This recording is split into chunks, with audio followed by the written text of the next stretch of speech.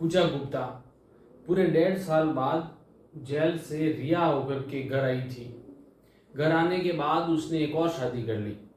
अब दरअसल वो जेल गई थी अपने पहले पति रमेश की हत्या के जुर्म में।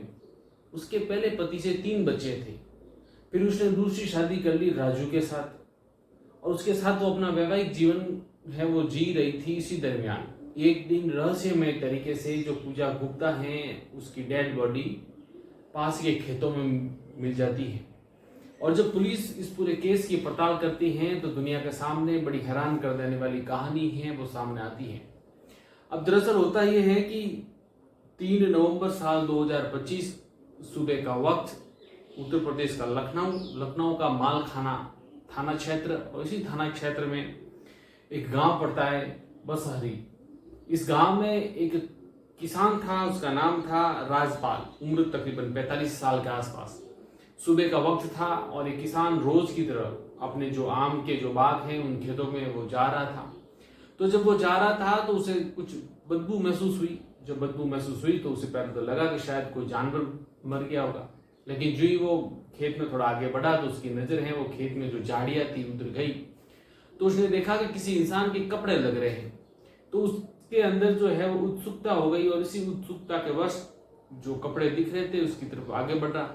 अब जो वो आगे बढ़ा क्योंकि वहां से बदबू आने की जो और ज्यादा वो तेज हो रही थी, तो आगे जाकर उसने देखा तो वो हैरान रह गया।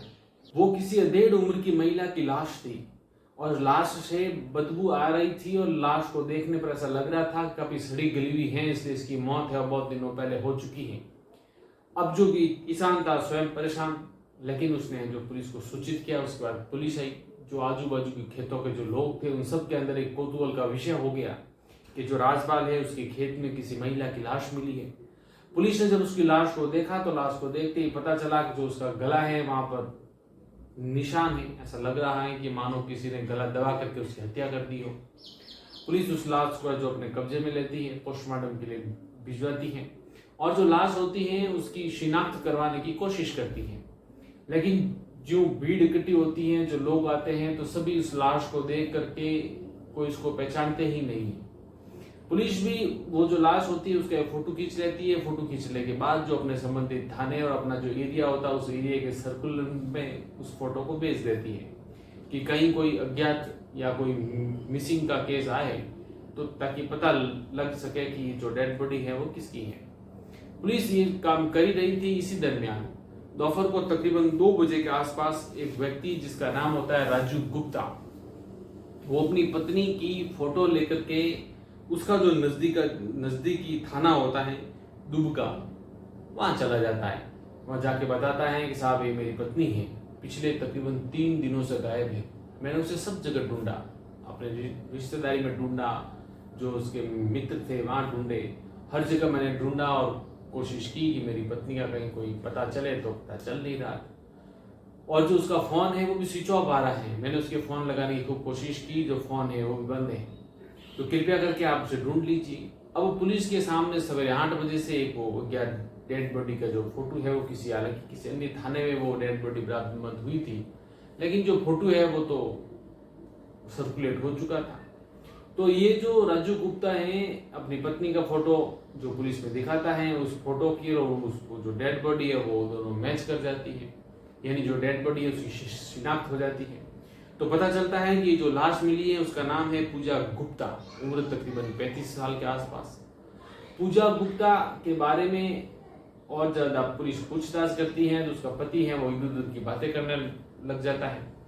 तो पुलिस को उसके पति पर ही शंका हो जाती है। तो पुलिस है जो सबसे पहला प्रश्न है तो उसके पति से ये कर लेती है कि भाई तेरी पत्नी 3 दिन पहले गायब हुई थी, तो 3 दिन तक क्यों नहीं आया। हालांकि जो राजू गुप्ता है उसने पुलिस को गुमराह करने की पूरी कोशिश की। उसने ये बताया कि साहब मैंने 3 दिन तक उसको ढूंढने की कोशिश की, मेरे रिश्तेदार उन सबको मैंने फोन लगाया, पता लगाया कहीं मेरी पत्नी आई हो, लेकिन पुलिस थी उन्हें उस जो राजू गुप्ता है उसकी बातों पर यकीन हुआ नहीं। तो पुलिस ने उसे अपनी तरीके से सख्ताई से पूछताछ करना शुरू कर दिया। तो बाद में राजू गुप्ता ने भी मुंह खोला और मुंह खोला तो बड़ी हैरान कर देने वाली 2 मर्डर की कहानियां सामने आई। अब सबसे पहले मर्डर की कहानी तो ये थी कि जो पूजा गुप्ता है खुद शादीशुदा थी उसका जो पति है, उसके पति का नाम रमेश था, और ये जिस गांव में इसका जन्म हुआ था, यानी उसका जो पियर पक्ष था, उसके 10 किलोमीटर की दूरी के आसपास उसका ससुराल भी था। उसका जो पति था, उस पति का नाम रमेश था। और ये जो डेड बॉडी मिली उस दिन की घटना से तकरीबन 15 साल पहले की ये बात है। अब रमेश जो उसका पति, ये इधर पूजा उसकी पत्नी। अब पति पत्नी में इतना प्रेम तो था नहीं। रमेश अक्सर शराब पीता था, दिहाड़ी मजदूरी करता था, तो घर में कोई ज्यादा तो था नहीं। तो पति पत्नी में अक्सर झगड़े होते थे पूजा के साथ। फिर भी पूजा और रमेश हैं, इनका जीवन बीता, और देखते देखते पूजा को है वो 3 संतानें हो गई। एक बड़ी बेटी हुई और 2 छोटे बेटे हो गए। लेकिन जो रमेश हैं वो अपनी पत्नी पूजा के साथ उसके संबंध अच्छे थे नहीं। हर रोज घर में लड़ाई झगड़ा होना, मारपीट होना, सारी घटनाएं होती थी। तो पूजा ने एक दिन तय किया कि जो रमेश है उसका घर में छोड़ दूंगी और छोड़ के अपने पियर हमेशा के लिए चली जाऊंगी। उसने वैसा ही किया। अपने 3 बच्चों को लेके वो स्वयं है जो रमेश उसका पति का घर छोड़ा, और उसके बाद वो पियर आ गई। अब पियर आ गई तो उसे गुजारा तो करना ही था। तो उसने अपने वहां नजदीक में जो दूध की डेयरी थी, उस डेयरी पे काम करना शुरू किया। अब वो धीरे धीरे उस डेयरी पर काम करती थी। इसी दरमियान अपने जो 3 छोटे बच्चे थे उनकी भी देखभाल कर रही थी। उसका जीवन धीरे धीरे चल ही रहा था। लेकिन जो उसका पति था रमेश, उसको ये नागवार गुजर गया कि उसकी पत्नी है पूजा उसको छोड़ करके कैसे गई। तो जो रमेश है वो अक्सर अपनी पत्नी के पास आता, उसे मनाने की कोशिश करता, कभी उसे झगड़ा कर लेता। और जब भी ये माहौल होता तो उसकी दूध की डेयरी के पास जहाँ वो काम कर रही थी, आसपास लोग इकट्ठे हो जाते। जिस डेयरी में वो काम कर रही थी वो डेयरी का मालिक उससे बोलता, भाई तेरा घर का झगड़ा है, यहाँ मत लाया कर, यहाँ मेरे कस्टमर है वो डिस्टर्ब होते हैं। अब इस माहौल से पूजा भी स्वयं भी मतलब पूरी खिन्न हो चुकी थी। तो उसे लगा कि जो मेरा पति है ये शराबी है, आदतन लड़ाई झगड़े करता रहता है, तो उससे मेरे को किसी न किसी प्रकार से छुटकारा तो पाना ही है। तो एक दिन वो जब उसका पति उसे मिलने के लिए आया, और उसके साथ मनोबल भी उसका पति बीच बीच में कर लिया करता था कि घर चल ले, मैं दोबारा शराब नहीं पीऊंगा, झगड़ा नहीं करूंगा। लेकिन पूजा नहीं जा रही थी। तो उसका जो पति रमेश था उसको पूजा ने बुलाया एक दिन शाम को। वो अपने पियर उसे अपने घर लेके गई, शाम को अपने पास रखा, खाना खिलाया, रात को बाकायदा उसके साथ सोई। और रमेश जब रात को नींद में सो गया तब पूजा ने मौका पा करके उसका गला दबा करके उसकी हत्या कर दी। अब इतना बड़ा इंसान जब उसको रात को मार दिया तो जाहिर सी बात है सवेरे वो डेड बॉडी तो जाती कहाँ। आजू बाजू में लोगों में, घर में, सब जगह खबर फैल गई को रमेश तो मर गया। तो थोड़ी देर तो जो मौत थी उस मौत को नेचुरल मौत करार देने के लिए जो पूजा है उसने स्वयं ने भी खूब सारे ढोंग किए, लेकिन पुलिस है उसने पकड़ लिया। और पुलिस ने पकड़ा तो ये पता चला कि पूजा है उसके पति हर रोज उसके साथ झगड़ा कर रहा था, उससे दुखी हो चुकी थी, इसलिए उसने है जो उसका गला दबाकर हत्या कर दी। अब नतीजा हुआ पूजा है वो जेल चली गई। बच्चे हैं वो 3 बच्चे हैं, वो पिता की मृत्यु हो गई। अब वो 3 बच्चे ननियाल में ही रहे। पूरे 1.5 साल तक पूजा है वो जेल में रही। 1.5 साल के बाद पूजा है उसको जमानत मिली तो वो बाहर आई। अब बाहर आई तो उसको गुजारा करने के लिए पुनः वही रोजगार तो चाहिए था। तो जिस डेयरी की दुकान पे वो काम कर रही थी उसी डेयरी की दुकान पे गई। लेकिन इस बार जो डेयरी की दुकान का मालिक था उसने उसको काम पे रखने से मना कर दिया क्योंकि उसे पता चल चुका था किसी से उसने ऑलरेडी मर्डर कर लिया है और पता नहीं आगे क्या पंगा हो। तो मोस्टली दुकानदार डर जाते हैं, तो उसने उसे बार रखा नहीं। अब जो पूजा है उसके सामने पुनः रोजगार का संकट था, तो उसको किसी ने सुझाव दे दिया कि तू यहाँ से लखनऊ चली जा। लखनऊ में दुबका जो मंडी है उस मंडी में रहना, सब्जी बेचना, वहां तू गुजारा करना। दूसरा एक बात ये भी रहेगी कि नई जगह होगी तो नई पहचान होगी, वरना ये जो तेरे हत्या का तेरे ऊपर जो आरोप है, जो केस चल रहा है, ये तेरा पीछा छोड़ेगा नहीं और तू यहाँ लोगों के बीच में ढंग से रह नहीं पाएगी। अब जो पूजा है उसे भी लगा कि बात तो सही है, मेरे ऊपर मर्डर का केस चल रहा है, मैं अभी जेल से आई हूं तो यहाँ तो वो काम मिल नहीं सकता। तो वो चली जाती है लखनऊ के दुबका मंडी में। अब वो वहां रहती है, दुबका मंडी वहां रहती है, वहां सब्जी बेचती है, वहां किराए का कमरा ले लेती है, अपने साथ अपने 3 बच्चों को रखती है और वहां धीरे धीरे अपनी जिंदगी को वापस पटरी पर लाने की कोशिश करती है। अब इसी दरमियान जो पूजा होती है उसकी बड़ी बेटी होती है सुमन। अब वो सुमन चूंकि बड़ी हो चुकी होती है और पूजा को भी अपने बच्चों के पढ़ाई लिखाई का ध्यान रखना था, इसलिए वो अपनी बेटी सुमन को हॉस्टल में भेज देती है। सुमन जब हॉस्टल में जाती है उसके बाद कुछ समय बाद उसके दोनों छोटे भाई होते हैं, वह उसे भी हॉस्टल में बुला लेती है। तो अब पूजा गुप्ता अकेली हो जाती है। अब उसके तीनों बच्चे हॉस्टल में थे। पूजा गुप्ता खुद दुबका मंडी में दिन भर सब्जी बेचा करती थी। शाम के वक्त है जो उसने किराए का कमरा ले रखा था, तो वहां रात को जाती थी। अब पूजा गुप्ता, जाहिर सी बात है, उसके जीवन में तीनों बच्चे थे, वो हॉस्टल चले गए। दिन भर वो मंडी में काम करती, रात को वो आती तो अकेली तनहा। अब जब अकेलापन और तनापन था तो उसके जीवन में उसको वो काटने लग गया। इसी दरमियान उस अकेलेपन में इसके संपर्क में जो उसके साथ पास ही मंडी में काम करने वाला शख्स होता है, इसका नाम होता है राजू गुप्ता, उससे उसकी नजदीकियां बढ़ना शुरू हो जाती है। अब राजू गुप्ता की भी सेम स्थिति होती है कि उसके भी पहले से 4 बच्चे होते हैं। उसकी पत्नी है वो मर चुकी होती है, तो उसके लिए भी एक ऐसी औरत की उसे जरूरत थी जो उसकी जिंदगी में आए, उसके बच्चों का भी ख्याल रखे और उसका भी ख्याल रखे। तो राजू और पूजा में नजदीकियां बढ़ने लग गई। अब पूजा के बच्चे तो थे नहीं, वो तो हॉस्टल में थे, तो राजू अक्सर उसके रूम पे आता था, शाम को अपना समय व्यतीत करते थे। और धीरे धीरे दोनों को लगा कि हम दोनों की स्थिति एक सी है, तो क्यों ना हम दोनों शादी करके साथ रह लेते हैं। अब पूजा का तो अकेलापन था और राजू का अपना स्वार्थ था कि उसके 4 बच्चे हैं, ये आएगी तो उसके टाइम पे खाना बनाएगी करेगी, तो कम से कम मेरे बच्चे हैं उनको भोजन मिल जाएगा। लेकिन होता उसका उल्टा है। अब शादी हो जाती है। शादी होने के बाद जो राजू गुप्ता है ये महसूस करता है कि जो पूजा है वो उसके खुद के बच्चों का तो ख्याल अच्छे से रखती है, लेकिन उसके जो 4 बच्चे हैं उनके साथ है जो व्यवहार अच्छा नहीं है, ये ख्याल रखती नहीं है। इधर जो पूजा है, जब शादी हो जाती है तो पूजा को पता चलता है कि राजू के पास कुछ प्लॉट है, थोड़ी बहुत प्रॉपर्टी है। तो पूजा राजू से झगड़ा करती है और उसके ऊपर दबाव डालती है कि जो तेरे प्लॉट है उसमें से कम 1 या 2 प्लॉट की रजिस्ट्री है वो तू मेरे नाम करवा, वो प्लॉट मुझे चाहिए। तो पति पत्नी में इनमें झगड़ा होना शुरू हो चुका था। इधर जो राजू है वो काफी ज्यादा दुखी था। इसी दरमियान होता यह है कि राजू को पैसों की जरूरत पड़ जाती है, तो वो अपना एक प्लॉट है और 10 लाख रुपए में बेच देता है। अब जो ही राजू 10 लाख रुपए में वो प्लॉट बेचता है, तो जो पत्नी पूजा होती है, और चूंकि उसकी नजर तो पहले से उन प्लॉट्स पे थी, तो वो राजू पे दबाव डालती है कि उसमें से 5 लाख मेरे हैं तो तू मुझे देगा और बाकी के 5 लाख तू तेरे निजी खर्च के लिए यूज कर ले। अब राजू अपनी पत्नी पूजा को समझाने की कोशिश करता है कि जो प्लॉट है मेरे को पैसों की सख्त जरूरत है, इसलिए मैंने बेचा है और मुझे पेमेंट है वो किसी को करना है, तो ऐसा मत कर। लेकिन पति पत्नी में झगड़े हैं वो शुरू हो जाते हैं। अब पहले से ये पूजा एक प्लॉट तो अपने नामे करवाई चुकी थी, तो नतीजा होता है झगड़े में कि पूजा एक बार फिर से राजू के पास ही में उसी किराए के कमरे में वहां जाकर के रहना शुरू कर देती है। अब पति पत्नी में अक्सर झगड़ा होता है, तो पूजा है वो अपने पति को कई बार झगड़े में धमकियां भी देती है। अब राजू गुप्ता वो स्वयं तनाव में आ चुका था। कहाँ उसे लग रहा था कि वो शादी करेगा तो उसका जीवन है वो अच्छा गुजरेगा, उसके बच्चे हैं उनको टाइम पे खाना मिलेगा और वो सब कुछ अच्छे से जीवन यापन करेगा। लेकिन उसकी जो नई पत्नी है उसके बच्चों का ख्याल रखना तो दूर की बात है और हर रोज झगड़ा और कर रही है। तो इसी दुख में, झगड़े में जो राजू होता है उसका एक मित्र होता है, दोस्त। उस दोस्त का नाम होता है मोहम्मद अनीश, उम्र तकरीबन 66 साल। ये एक दिन अपने मित्र से अपना दुख है वो साझा करता है।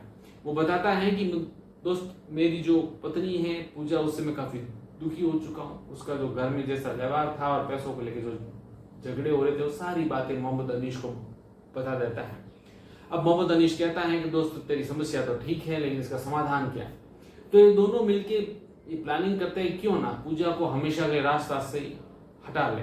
लेकिन फिर मोहम्मद अनीश ने कहा कि हम दोनों की ये बस की बात नहीं है, हमें कुछ और लोगों की जरूरत होगी। तो एक काम कर, मेरे कुछ दोस्त हैं, मैं उनसे बातचीत करता हूँ। अब ये मोहम्मद अनीश हैं, अपने संपर्क वाले 3 और लोगों से बात करता है। उसमें एक इसका दोस्त होता है मोहम्मद शकील, उम्र तकरीबन 54 साल। एक और दोस्त होता है, इसका नाम होता है सर्वेश, उम्र तकरीबन 45 साल। एक और दोस्त होता है, उसका नाम होता है राजेश कुमार, उम्र तकरीबन 29 साल। अब इन दोस्तों के साथ बैठता है, बातचीत करता है कि मेरा कोई मित्र है, उसकी पत्नी है, ऐसे ऐसे ठिकाने लगाना है। तो उसके बाकी के दोस्त कहते हैं कि ठीक है, 1 लाख रुपए दे देना, उस 1 लाख रुपए में हम तुम्हारे दोस्त की पत्नी को ठिकाने लगा लेंगे। अब ये मोहम्मद अनीश हैं, वो राजू गुप्ता को बात करता है कि मेरे दोस्त हैं, ये काम तो कर लेंगे, लेकिन 1 लाख रुपए लगेगा। अब राजू गुप्ता है, उसने नया प्लॉट तो बेचा ही था, तो उसने 1 लाख रुपए दे दिया अपने दोस्त को। और उसने शर्त ये रखी कि पूजा गुप्ता को कैसे ठिकाना लगाना है, कब ठिकाने लगाना है, उसकी प्लानिंग मैं बनाऊंगा और मेरे अनुसार ही तुम्हें वो काम करना है। अब बाकी के तीनों दोस्त हैं वो तैयार हो चुके थे। अब वो दोस्त हैं वो इंतजार कर रहे थे कि उन्हें कब है वो इशारा मिले और एक काम करे। इधर ये जो राजू गुप्ता है, अब चूंकि ये पूजा को रास्ते से हटाने के लिए उसके पास एक रास्ता तो मिल ही गया था, तो ये जो पास ही में पूजा जा किराए के कमरे में रहती थी, हर रोज उसके साथ झगड़े होते थे। एक दिन वो वहां सवेरे सवेरे चला जाता है। अब सवेरे सवेरे जाता है तो ये जो पूजा गुप्ता होती है उसके साथ मीठी मीठी बातें करता है, उसको मनाने की कोशिश करता है। उसे कहता है कि ठीक है, तुझे 5 लाख रुपए चाहिए, मैं तुझे 5 लाख रुपए भी दे दूंगा, तू है जो यहाँ मत रहे, अपने घर चल, वो तेरा ही घर है, तू मेरी पत्नी है, बहुत सारी बातें करता है। और फिर पूजा को कहता है कि चल ठीक है, आज तेरे जो बच्चे जो चारों हॉस्टल में रहते हैं ना, अपन उन बच्चों से आज मिल करके आते हैं। तो वो अपनी पत्नी पूजा गुप्ता को लेकर हॉस्टल चला जाता है। तब हॉस्टल जाता है तो उसकी जो बड़ी बेटी सुमन वहाँ होती है, तो वहाँ बाकायदा ये जो राजू गुप्ता है सुमन को भी कहता है कि हम पति पत्नी के बीच में जो मैटर था वो सुलट गया है। अब हम लोगों ने तय किया है कि हम लोग आपस में साथ मिल करके रहेंगे, हम दोनों खुश भी हैं। सुमन को भी लगा कि ठीक है, माँ है, नए पिता है, शादी कर ली है, इनके जीवन में समस्या थी वो खत्म हो गई है, तो बढ़िया है। फिर वो अपनी पत्नी को हॉस्टल से वापस घर की तरफ लेके आ रहा होता है। तो 31 अक्टूबर की शाम को वो जो उसकी पत्नी है उसको वो जो पास में गांव बसहरी वहां पर उसको किसी बहाने से बहला फुसला करके वो जो आम के बगीचे होते हैं उन खेतों की तरफ लेकर के चला जाता है।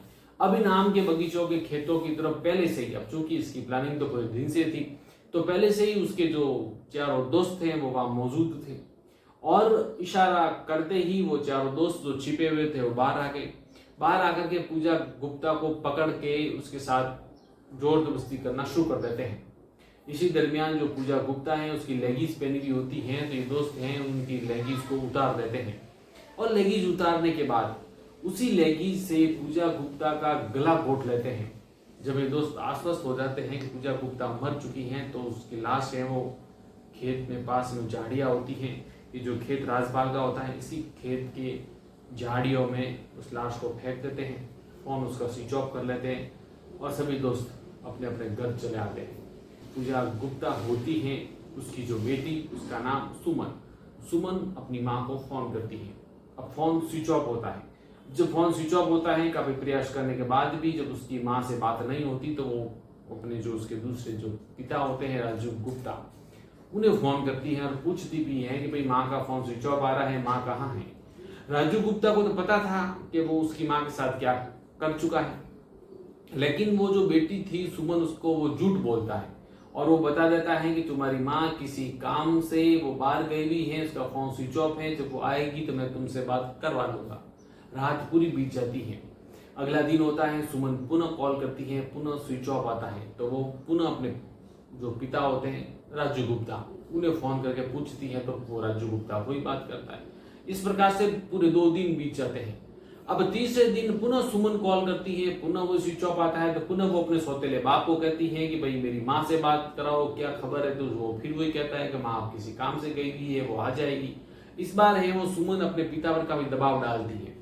वो कहती है कि यदि मेरी माँ 3 दिन से गायब है, लापता है, फोन भी स्विच ऑफ है, तो तुम्हें नजदीकी थाने में इंफॉर्मेशन देनी चाहिए, FIR दर्ज करवानी चाहिए कि मेरी माँ कहाँ है। अब जो राजू गुप्ता होता है वो बेटी के दबाव में आ जाता है। अब दबाव में आने के बाद वो जो ये होती है सुमन की माँ पूजा गुप्ता, उसकी एक तस्वीर जो उसके पास होती है वो पिक्चर लेकर के चला जाता है थाने। अब उसे तो अंदाजा भी नहीं था कि वो जाकर के पकड़ में आ जाएगा। राजू गुप्ता है, उसे लगा कि उसकी हत्या वो किसी अन्य थाने में हुई है, मैं FIR दर्ज कराने किसी अन्य थाने में जा रहा हूँ, तो इतना जल्दी तो हो नहीं सकता। अब जब जो ये राजू गुप्ता थाने जाता है तो इस बात से अनभिज्ञ था कि आज सवेरे 8 बजे ही तो एक अज्ञात लाश मिली है और ये दोपहर को 2 बजे वहां चला जाता है। अब जब वो तस्वीर है वो पुलिस को दिखाता है और पुलिस के पास ऑलरेडी जो डेड बॉडी सुबह 8 बजे मिली है उसका फोटो है, वो उनके सर्कल में घूम ही रहा था, तो उन्होंने वो देखा तो जो लाश है उसकी शिनाख्त हो जाती है। अब शिनाख्त होने के बाद ये जो राजू गुप्ता, इसको पुलिस को शंका होती है, तो पुलिस वो कड़ाई से पूछताछ करती है। पहले तो इस मामले को खूब घुमाने की कोशिश करता है, लेकिन बात वही है कि पुलिस है मुंह खुलवा ही लेती है। अब जब राजू गुप्ता से मुंह खुला तो जो पूरी कहानी है वो दुनिया के सामने आई। फिर जो उसके जो दोस्त थे चारों, मोहम्मद अनीश, मोहम्मद शकील, सर्वेश और राजेश कुमार, इन सब को पुलिस ने गिरफ्तार कर लिया। और उसके बाद जो ये कहानी है वो दुनिया के सामने है। ये जो कहानी है, ये जो मर्डर केस है, उसके बारे में आपका क्या विचार है? कमेंट सेक्शन खुला है, दिल खोल कर कमेंट कीजिएगा। हमारे कहानी कहने का प्रयास आपको पसंद आ रहा है तो जानने से पहले से लाइक जरूर कीजिएगा। अब देखिए, आपके लाइक करने से आपको कोई नुकसान नहीं है, लेकिन हमें प्रोत्साहन मिलता है और इसी प्रोत्साहन के तहत हमें जो नई और अच्छी और बेहतरीन कहानी लाने की कोशिश करते रहेंगे। आप इस चैनल को जानने से पहले सब्सक्राइब करना ना भूलें। आप उसको फेसबुक पे देख रहे हैं, इंस्टाग्राम पे देख रहे हैं तो फॉलो करना भी ना भूलें। मिलते हैं इस तरह की नई कहानी में, तब तक अपना ख्याल रखिएगा। शुक्रिया।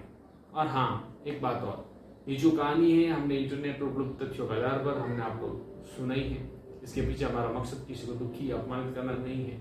शुक्रिया।